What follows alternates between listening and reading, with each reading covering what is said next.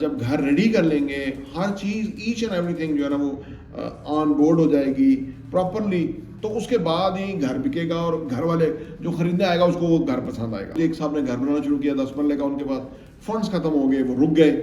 अब उन्होंने फिर और लोगों को ऑन बोर्ड किया कि भाई आप इतने इन्वेस्ट करेंगे तो इतने परसेंटेज प्रॉफिट में आपको शेयर करेंगे। तो फिर प्लॉट के एटलीस्ट पैसे होने चाहिए, वो आप करके अपने नाम करा लें, उसके बाद फिर आप बनता जाएगा और इसको सिंपल तरीके से आप मैनेज कर सकते हैं। बिजनेस के अंदर अगर करोड़ रुपए आपके पास है तो 10 लाख से शुरू करें, 90 लाख रुपया बैकअप होना चाहिए।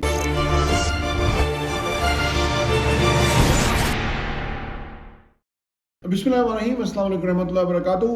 देखिए जी, जो प्रोजेक्ट है ना, अगर आपने कोई ऐसा काम करना है, फर्ज करें घर बनाने का एक प्रोजेक्ट है, आपकी कोशिश है कि मैं घर बनाऊंगा और मैं बेचूंगा तो उससे मैं फ़ायदा होगा।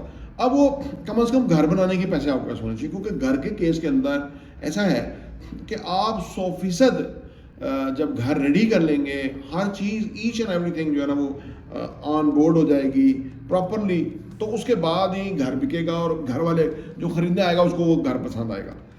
अगर बीच में होगा तो वो इतना अपील नहीं करेगा, और अगर आपका बजट कम हो गया तो वो फिर तो और ही मसला होगा। और कल एक जगह बात हो रही थी, एक साहब ने घर बनाना शुरू किया 10 मरले का, उनके पास फंड्स खत्म हो गए, वो रुक गए।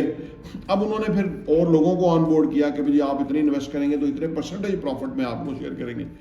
तो वो एक तरह ना काम ज़रा लंबा हो जाता है कि आपने ना वो पूरा नहीं किया, क्योंकि अब आप पैसों में रुक गए, फिर लोगों को इन्वॉल्व करना पड़ा, तो काफ़ी लंबा भी हो जाता है और फाइनेंस। तो प्रोजेक्ट के अंदर घर का पैसा आपको समझिए। अब आ जाए प्लाजा की, कि आप प्लाजा बनाने लगे हैं, तो फिर आपके पास कितना पैसा, फिर प्लॉट के पैसे होने चाहिए, इससे कम नहीं।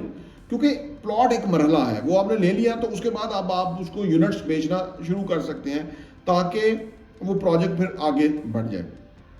क्योंकि ऑलमोस्ट 50% या 45% तो प्लॉट की कीमत है, 55% जो है वो कंस्ट्रक्शन की कीमत है। तो कंस्ट्रक्शन की कीमत जो है वो आपने ग्रेजुअली आपको रिक्वायर्ड है, वो आपको डाउन पेमेंट मिल जाएगी, इंस्टॉलमेंट मिलती जाएंगी, तो सिस्टम आगे चलता जाएगा। लेकिन प्लॉट तक होना जरूरी है। अगर प्लॉट भी नहीं है, लोग हमारे यहाँ करते हैं, इससे अभी एक हाल ही में प्रोजेक्ट था, उसमें कुछ लोगों ने इन्वेस्ट भी किया, उन्होंने 6-8 महीने डिले कर दिया क्योंकि उनके पास प्लॉट के पैसे नहीं थे। अब वो 6-8 महीने जो है ना वो कवर नहीं होता, फिर कस्टमर जो है वो इस तरह फील करता है कि यार वो शुरू नहीं किया, उन्हें नहीं पता कि वो उस पैसे प्लॉट में शॉर्ट थे।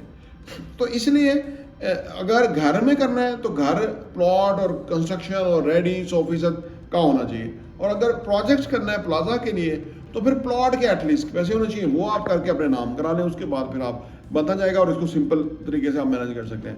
अदरवाइज जो बिजनेस करना है, अगर फर्ज करें, अब यहाँ तो वो है ना, रियल एस्टेट का एडवांटेज ये है कि ये एक टेंजिबल इन्वेस्टमेंट है।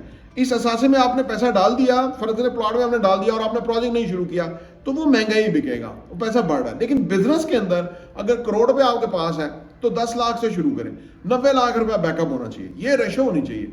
क्योंकि बिजनेस आपने जो करना है ना, जो चीज़ें बेचनी है, प्रोडक्ट बनानी है या कुछ करनी है, तो वो आपका एक सिस्टम में पैसा लगेगा और आउटकम इतनी आएगी नहीं, एक्सेप्टेबिलिटी होगी नहीं।